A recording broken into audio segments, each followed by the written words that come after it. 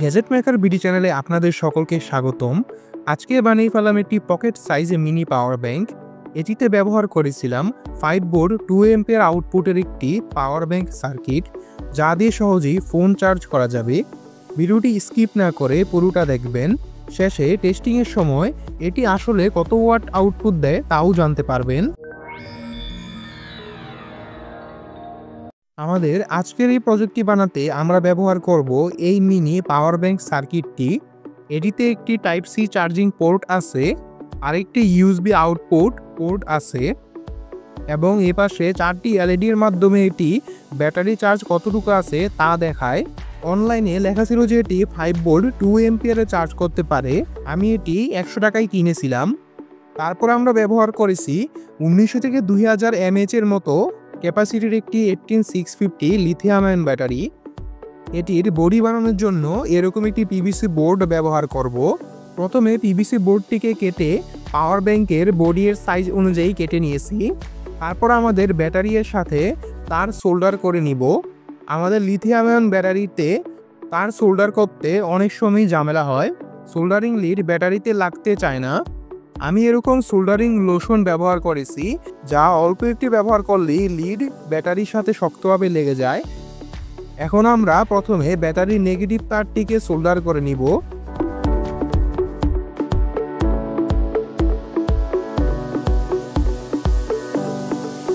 তারপর positive তারটিকে solder করব। আমি ব্যাটারিটিকে স্টেবল রাখতে পুরনো লিথিয়াম আয়ন ব্যাটারির কেসের প্লাস্টিকটি ব্যবহার করতেছি। আপনারা চাইলে নতুন একটি কেস ব্যবহার করতে পারেন, তাহলে লিথিয়াম আয়ন ব্যাটারিতে সোল্ডারের প্রয়োজন হবে না। আমরা এখন পাওয়ার ব্যাংক সার্কিটের সাথে ব্যাটারি কানেক্ট করে দিব। প্রথমে আমরা পজিটিভ তারটিকে সোল্ডার করে দিব, তারপর নেগেটিভ তারটিকে সোল্ডার করব। আমাদের ব্যাটারি আর সার্কিটের সোল্ডারিংয়ের কাজ শেষ। এখন আমরা সুপার গ্লু দিয়ে সবগুলো বডি পার্ট লাগিয়ে নিব। লাল তারটি বেশি লম্বা হওয়ায় আমি লাল তারটিকে ছোট করে আবার সোল্ডার করে দিয়েছি। প্রথমে আমরা নিচের পার্টটি লাগিয়ে নিব, তারপর সাইডের পার্টগুলো লাগাবো।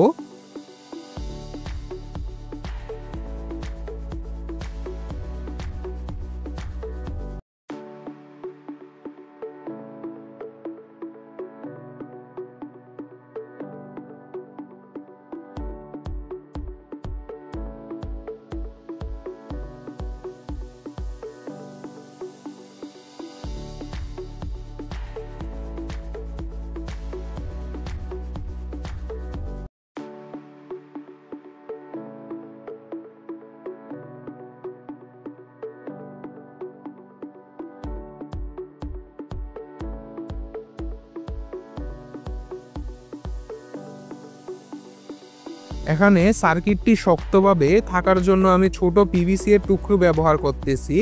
আসলে ডাবল সাইড টেপ ব্যবহার করিনি, কারণ বারবার চার্জ করলে এবং ইউএসবি পোর্টে বারবার ইউএসবি কেবল লাগালে আসলে ডাবল সাইডের টেপ তখন কোনো কাজই আসে না। তাই সার্কিটটি যেন শক্তভাবে লেগে থাকে, তাই পিভিসি এর টুকরো ব্যবহার করতেছি। আমি উপরের পার্টটিতে একটি ট্রান্সপারেন্ট প্লাস্টিক ব্যবহার করেছি, যা পুরনো লাইট থেকে সংগ্রহ করেছি। এই ট্রান্সপারেন্ট পার্ট দিয়ে আমরা সার্কিটের ব্যাটারি ইন্ডিকেটর চেক করতে পারবো। এখন উপরের পার্টটি লাগিয়ে নেই।